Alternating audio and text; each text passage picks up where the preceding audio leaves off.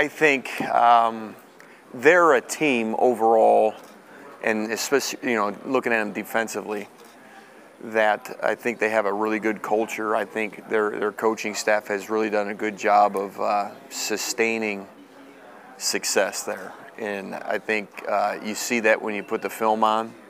I think you see a tough, disciplined football team.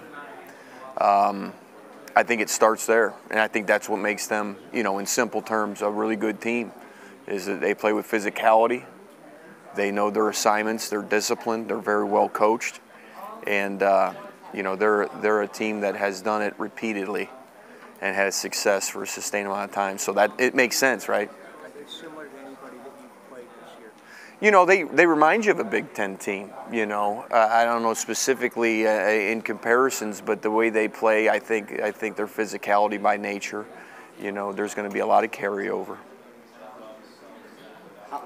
It's just like your last couple weeks of practice, what you got out of that now. It's been great. Early on you kind of phase it. You try to develop your younger guys as much as you possibly can, so the reps get shared, and you get the rest, the older, more experienced players. Guys that maybe are danged up, but maybe guys that are so well versed in the offense, like Sean, to where you can sacrifice some reps there early in bowl prep, to where it's more developmental. Get back to the basics. And then as you get closer, you get more game plan specific and get your guys that are going to be significant contributors the majority of the reps. So it's another, I don't know, whatever it is, 16 practices. So it's an additional spring ball. So you got to utilize it and try to maximize your development as much as possible with that. And then having said that, how do you guys get off to a good start against the team that you have? Well, you get off to a good start by playing fast, and so no hesitation, and call the plays that we feel will keep us on schedule. At the same time, the plays where we're going to be explosive as well. We got to get our running backs involved. We got to get our tight ends involved. We got to get our receivers involved, right? So trying to make sure that we have a good balance with that, and trying to find the mismatches, and trying to create space. Playing with some tempo at the same time. All of those sorts of things help in starting fast and making sure that we're doing a great job of getting on top early. Mike, back in State College, James said he was hopeful that Caden and Olu would be able to play. Do you have a sense for what that situation is? Did he already address that with you in his presser? He did in State College. I mean, he said, am I accurate, Rich, that he said he was hopeful that they were going to be able to play? Good. And do you have a sense for where that is? And regardless, what would it mean if they were able to come back and play for you? Well, it's what Coach said. It hasn't changed with that, and I let him be the voice there. Tremendous players, right? I mean, athletic, talented, good leaders. I mean, every team wants to have that and to have those guys contributing. So, those guys are inspirational to us. They're great from a mental standpoint and a physical standpoint. They're talent, but it's also everything else. It's the brotherhood as well. So very important. Mike, what has Brenton Strange meant to this team this year, and also the entire room? Yeah. How can you describe their impact on this team? Brenton Strange, to me, is one of those guys that, he's very intense. He's going to rise to the occasion. He loves when the lights are on him, and he's just a really, really tough competitor. He's tough as heck mentally, and he's going to fight you. He does a lot of things very well.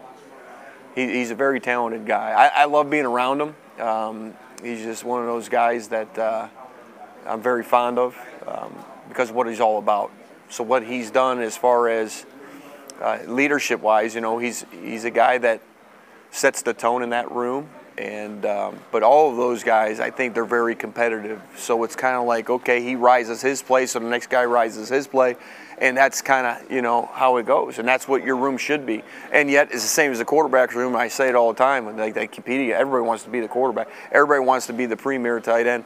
But at the same time, they're good teammates. They compete against each other, but they're good teammates, you know, and that's just what you want to have. And you got to give Coach Howell all the credit in the world for developing that room and to keeping that brotherhood together and keeping it tight. Mike, what would you say is the leading factor in your players choosing to play in the bowl game despite already declaring the draft? Well, I think it's all individual, you know what I mean? So whether one guy wants to and the other guy doesn't, it's whatever their individual preference is, whatever their thoughts are, their family discussions and that sort of thing. It's so individualized, I couldn't speculate really too further on that. Was there a strategical difference between last year? Because I remember there were a number of guys who declared for the draft after the bowl game was played. Yeah. And this year, you had a number of guys who announced that decision before the game. Was there a difference in the decision to kind of put that out, or was that also individual? There's so much to think about as far as everything's concerned. My job is to get a good game plan and call a good game against Utah and win the Rose Bowl. That's where my focus is at. All the other stuff to me is just all smoke and mirrors.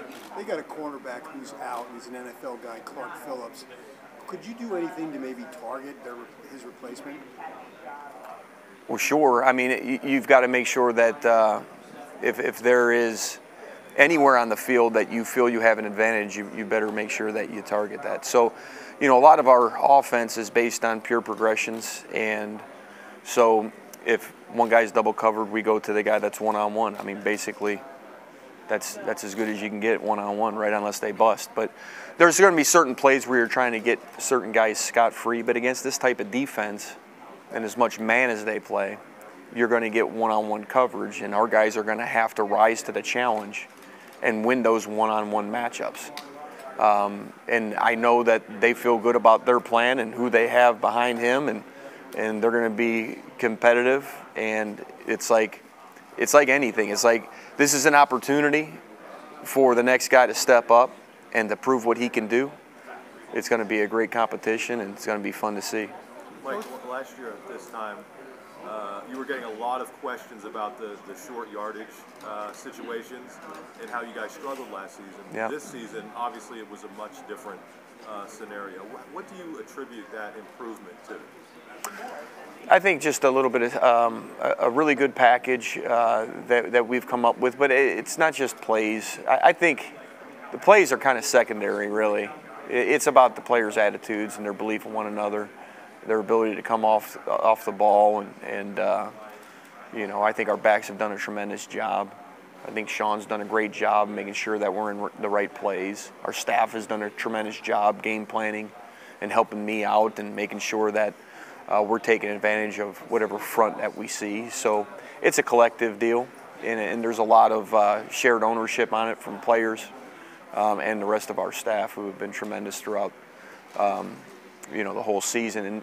And just going back from it really starts in the spring, and you want to make sure that what you're repping in the spring and what you're repping in fall camp and those situations, because when you get the tough part about short yardage is there's only so much banging you can do, and to put your hand in the dirt and get 22 personnel or 13 personnel or whatever you're in, and to muscle up and to go full speed and get a really quality rep, that's very, very hard to come by, and they're very valuable. And so you got to be careful at the same time because you want to be healthy, and that's always the fine line of how much of short yardage you can rep during the week. So those are important things, but I think those are the most important parts of why we improve. Have you guys repped more during the season this year? No, it's same. Yep, same. Both Nick and Katron have seen a lot of work this season, have had successful seasons, but ultimately, one can only be out there for that first series. How do you? That's not necessarily true. We can go two tailbacks in at one time. That's not against the rules. Typically this season it's been one. You're right. How I'm just trying to throw Utah off a little bit. How do you guys make that decision? As is it? I lean on Coach Sider. He does a great job with it. He knows the room. He's got the tightest relationships with those guys, and so he manages that room, and I'm hands off with personnel as far as that. He's done a hell of a job with it. Looking at it a little different way, do really good running backs make an offensive line look better, or does a better offensive line make the running backs? It goes both. It goes hand in hand. It's team, and it's the same thing with run and pass. You know, the better your pass game, the better your run game. The better your run game, the better your pass game. You know, we're all, you know, this is the one sport that is, maybe not the one sport. I don't want to sound arrogant as a football guy, but it is a sport that, to me, is it represents a lot of different things. And from a family standpoint, from a group work standpoint, from an organizational standpoint, you know, we're in this thing together, and we need all 11 guys doing their job together so we can all eat. And if one guy doesn't do his job, we don't eat.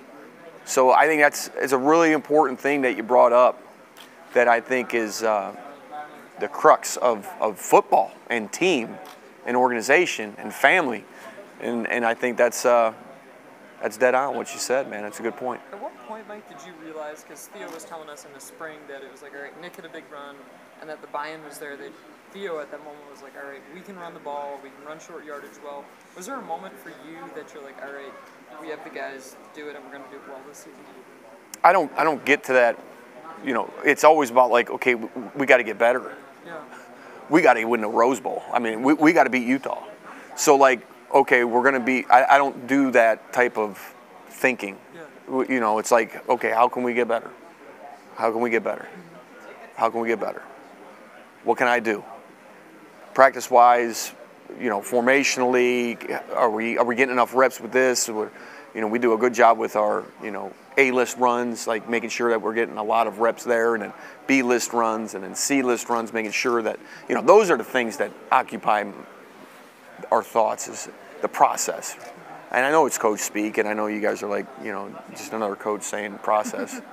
But it's about that, because good things will be a result. Because otherwise, if you start thinking about, oh, okay, we're now a good run team, well, somebody's going to catch up to you, and it's a humbling game. Football is a very humbling game, and you don't want to get down that road of thinking anything other than, like, how can we improve?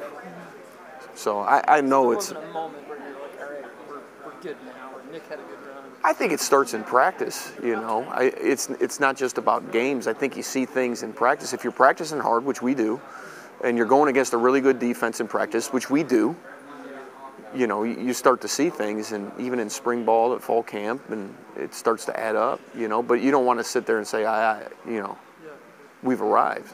We got to continue to scratch, claw, and do whatever we got to do to get better.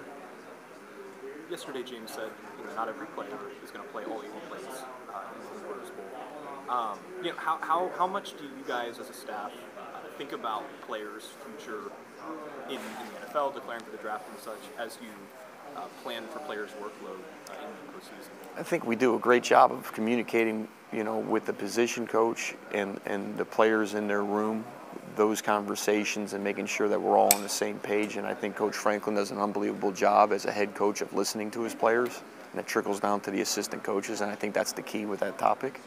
So, you know, those are you know, the relationship part of it, which is really important to have, because there's a lot at stake for everybody, and we all know that. At the same time, you know, this is a wonderful opportunity. Mike, how did the recruitment of Jackson play out for you guys? Obviously, somebody else decommitted, but then how did that pick up so quickly? And can you just talk about him as a player? Yeah, he's a really exciting guy to get to know. You know, the one when you get to know him as a person, you get to know his family, you hear his history, talk to the high school coach, just everything just adds up to quarterback trainer, and you know, his work he did at Elite 11, and all of those things, they just start to add up, and you get to know a little bit more of the intangible side of it. You know, he's got a really good story, and he's worked through a lot of adversity. He's a really tough kid. He's a competitive kid, so he's a really tough football player, and then he's a really good quarterback on top of it. He's a great student, so like he's a great fit for Penn State. And then, you know, just you know, you put the game film on, which is very, very important. You got to have that as well, and it all adds up. So I don't remember the second part of your question. Well, it was just how did that come together so quickly for you guys after you had a decommitment, and then you were able to come through with another good quarterback? Well, I think you're always planning, and you're always trying to be ready for any speed bump that you might encounter. It is recruiting. Crazy things happen, so you got to have plans ready to go. So I think you have to credit our recruiting staff. We've got a really good, well organized staff. That Andy Frank does a heck of a job for us, but there's a lot of people involved, so you have a lot of assistants at the same time.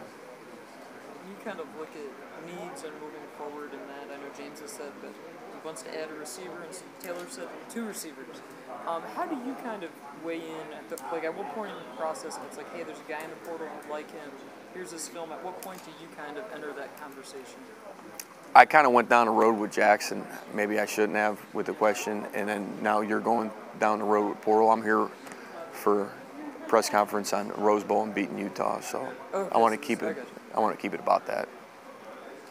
When you look at Utah's defense, their coaches on the defensive side of the ball were here a few minutes before you got here. I can't hear you, yeah, sir. Your coach, the Utah defensive coaches were here a few minutes before you got in here. Oh, they were? Yeah. Did they leave anything behind? They did not. There you go. Yeah, check that on the floor. Yeah. But they feel like there's some similarities in your offense to what they practice against, and they feel like that helps them. So when you look against your defense, does that help you prepare for? Yeah, I think, yeah, absolutely. I mean, based out of 4 down, like to challenge you, physical up front, defensive ends that are physical, that can rush, can't play well against the run. And the biggest thing is pursuit, right? I mean, the tenacity and just how they run to the football, how they tackle, their aggressiveness in coverage. So that, yes, there is, same as them, we feel the same way. And when you look at their defensive line, and they create pressure in all sorts, they create pressure in a lot of different ways. So how will you prepare for that? How have you prepared for that so far? And then what do you think your strengths are in that regard to help try and defend that off? Well, when you're game planning, it all starts with how you're going to find ways to run the football, what are your best runs, and then, how are you going to pick up their, any problem blitzes. So those are the first things that you go through. And so how do you do it? You start with the analytics and the numbers and the breakdowns and, what's their highest percentage blitz and to what formations. And then, so if you can try to manipulate a formation to avoid a certain blitz, to a certain protection, you try to do those things and match that all up. There's a lot of work that goes into it. But at the end of the day, you got to work them. It starts in the classroom. We got to present it the right way.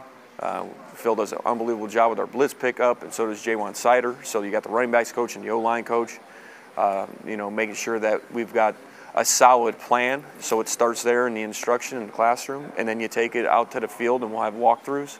So they slowly, so it's like instructional, and then it's, more visual and spatial in the walkthrough, and then you got to get the full speed reps. And so, our defense doesn't run exactly the same blitzes as their defense.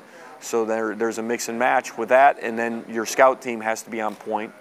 And, you talk about development and having depth, and that's a big part of it because those scout team guys, our developmental squad does an unbelievable job each week of giving us really good looks and playing with speed.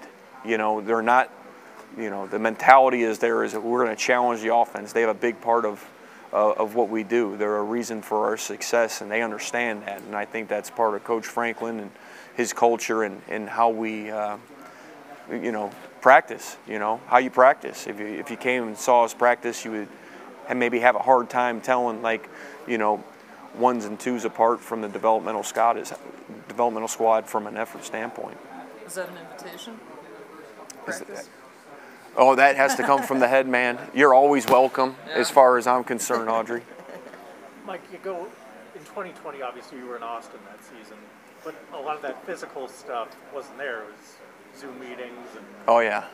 What do you learn about? And you're wearing a mask now too, so it's like flashing back. I haven't had the flu in 2.5 years. Well, good for you. Good for me. Not against it. What do you learn about how you teach guys during that COVID year?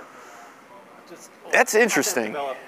That's an interesting conversation right there. I think it's the hard part when you're doing virtual is evaluating how efficient the teaching is and how they're grabbing the material. Now, there's ways to try to grab it, you know, and ask and make sure that they can spit it back, and then, but to get on the field and see how it translates was the difficult part. But from a feedback standpoint, a back and forth standpoint, you can get that information, like, okay, he's getting it, right? Just like in anything with learning. But when it goes to the on the field, you know, you just can't, like in a normal spring ball, you're teaching and then you're on the field. Then you can see, okay, it translated to the physical movement, you know. That was difficult. And then, you know, as a teacher, you're always trying to figure out, like, how did they learn, you know, so I can, like, adapt my style, and, you know, I can try to teach to the student as best they learn. Maybe he's a spatial guy. Maybe he likes video more. Maybe he's got to actually walk through it. So you're always trying to evaluate how they best learn. Do I have to say it a different way to this guy, you know? So that was the hard part. It really, you couldn't touch it and feel it, you know what I mean? For some guys like Theo, it might have hindered their physical development a little bit. Have you seen a big jump from him and some of the other young guys, specifically now that things have gotten a little more normal? I think our strength staff does an unbelievable job, and it's amazing to see certain guys develop. The fun ones are always the long, skinny guys, because there's just so much ceiling. I think our staff does a tremendous job of developing that. But I think along with that strength development, you got to have a great nutrition program, because it goes hand in hand.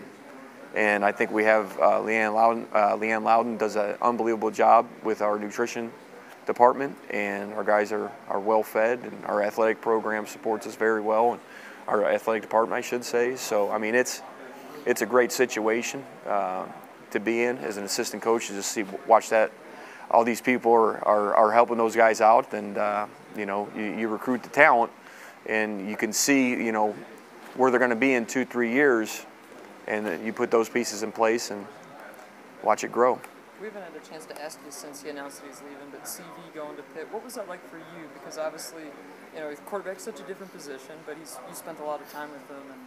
And what was the process like for you, and what do you think he can do kind of with his future? You know, as a position coach, and I want to really talk about Utah, but you want the best for your players, you know, and I get it. It's part of the deal, and he was always he did it the right way. He communicated very well with Coach Franklin and myself, so support him as much as we possibly can. Want the best for him moving forward. Like, talking about like a player developing, how would you say Mitch Tinsley's developed this season, and how much it's meant for him to transfer this season to give you some wide receiver help? Tinsley's been awesome. You know, he comes from an offense at Western Kentucky where they threw it about 60 times a game. So coming to Penn State, you know, and want to go against the best of the best, right? You're transferring from Western Kentucky to Penn State. And then the transition from their wide open air raid, throw it 60 times a game, to our offense is significantly different, because we have tight ends we have to feed the rock to. We've got really good tailbacks that we have to feed the rock to. And then we're going to throw it to the receivers at the same time. So we're a very multiple offense that likes to distribute the rock. And not one time was there any indication of him being salty or not getting the ball enough. You know, it's just a team guy, loves to compete, and has caught on to our offense very well. He's a smart guy, very dependable, can do a lot of different things for you. He's been top notch. Love that kid. For some teams, bowl games are kind of a look more toward the future than a cap to the season that you finished. Last year you guys had a lot of opt-outs. It's not really the case this year. So how are you balancing your offense, especially your quarterback room, with trying to use this extra time for the young guys versus capping off what was a successful 2022 season? I said it early. It's okay. You know, you phase it. So early on in bowl prep, you're trying to develop as best you can the young guys, because you have time. And then as you melt into the game week, you're tapering those reps a little bit more to the guys that are going to play. So it's a lot about development early, and then as it gets closer to game time, you got to get ready for the game and win the game. During that early developmental period, how have you seen Drew kind of grow and evolve? It's just a little bit quicker with both of them. You know, it's just little things that used to take 3 seconds at the line of scrimmage now are there, you know. So it's just a whole process mentally, from run checks to RPOs to protections, progressions, all of that stuff. It's not just one thing. I think it's just been an overall developmental, you know, improvement. Mike, Utah is probably one of the more physical teams that you'll see. Yeah. How far has this team come since Michigan, do you think, in being able to meet a challenge of a team like Utah? Yeah, I think it's interesting when you look at our ball club. I think we've gotten better throughout the course of the season, you know, and that's what you hope for. You want to see that, you want to see it go like this. And any time you're going like this, there's going to be the plateaus, right? But a steady improvement. I think our guys are driven. I think it speaks to our culture and what's Coach Franklin is, you know, the process and being able to practice every day with purpose and intent and be very intentional about what you're doing, whether it's in the weight room, in the classroom. You know, I think all those things add up. And, you know, being disciplined and being tough just doesn't happen. It takes daily habits, and it just adds up. And then I think what you see is the product of that. Mike, with Juice moving on, how key was it for Hunter to accrue some opportunities at center this year on the practice field? Oh, and big. Who else is going to be, you know, involved in that kind of conversation moving forward at center? Yeah, really important for Hunter to get those reps. We think the world of him. He's very tough. He's very physical. But center is a difficult position by nature. I mean, you think about it. I mean, how hard is it to block a 300-pound zero nose guard all day and you're playing an odd team, right? Or how hard is it to reach a two technique, the guys that's lined up on the guard? Now, on top of that, besides doing all that, you got to snap a ball between your legs. And then, oh, don't forget it's on two, right? So those are all the things that you think about, and you know, really happy for Hunter and see his progress. Anything we didn't hit on the notes? No, I'm good. Is Nick Dawkins still somebody that we should? Oh yeah, Nick's done a great job and very dependable, great leader, and he can snap the football. Oh, he's good. Yeah. In terms of Hunter's obviously making a transition that Juice made in terms of going from guard to center. How much is that those guard experiences help a guy when they're doing all the things you're talking about, trying to block someone, snap the ball, do all that? How much do those experiences at guard help the center? This might be silly, but and I'm not a musician at all. But like if you play the guitar, but you can also play the drums, and then maybe, you know, there's like certain instruments, right, kind of like help the learning curve, and there's just a faster, but then you understand a little bit differently, you know, and I think that's a lot of the same with playing guard and then center and guard. There's just carryover, there's overlap. It helps you understand big picture concepts, right? So I think that's part of it. Thank you. Yeah, you're welcome. See you guys. All right, have a great one. Yep, enjoy.